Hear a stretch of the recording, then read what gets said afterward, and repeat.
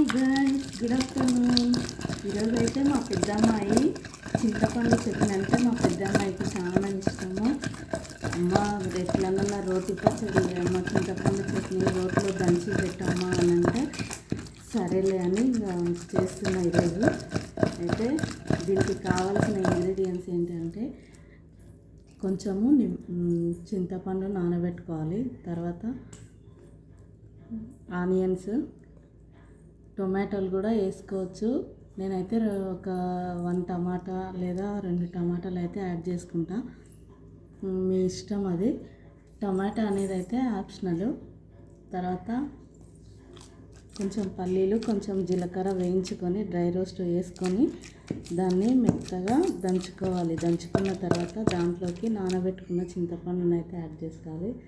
చింతపండు యాడ్ చేసుకొని మెత్తని పేస్ట్ లాగా దంచుకున్న తర్వాత దాంట్లోకి మనము ఆనియన్స్ని కొంచెం ఆయిల్ వేసి గోల్డెన్ బ్రౌన్ కలర్లో వచ్చేంత వరకు కొంచెం ఫ్రై చేసుకోవాలి ఆనియన్స్ని. అలా చేసుకున్న ఆనియన్స్ను ఈ చింతపండు, పల్లీలు, జీలకర్ర వేసి దంచుకున్న మిశ్రమంలో వేసుకొని కొంచెం పసుపు, కొంచెం ఉప్పు, కొంచెం కారం వేసుకొని మంచిగా పేస్ట్ లాగా దంచుకొని పోపు పెట్టుకోవాలి. పోపు అనేది కూడా ఆప్షనల్, పోపు లేకున్నా బాగానే ఉంటుంది, కానీ పోపు వేసుకుంటే కొంచెం బాగుంటుంది.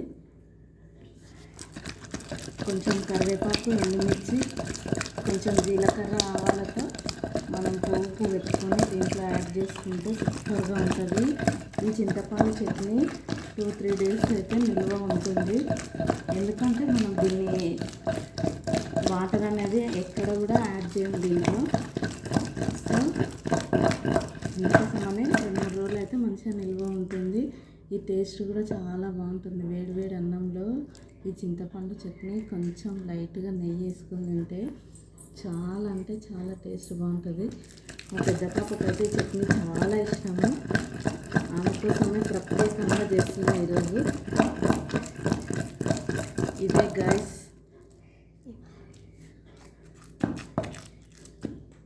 ఇదే గైస్, ఇవాళ రెసిపీ చింతపండు చట్నీ రెసిపీ చాలా బాగుంటుంది. మీకు కూడా నచ్చినట్టయితే ఒకసారి ట్రై చేయండి. అలాగే లైక్ చేయండి, షేర్ చేయండి, సబ్స్క్రైబ్ చేసుకోండి.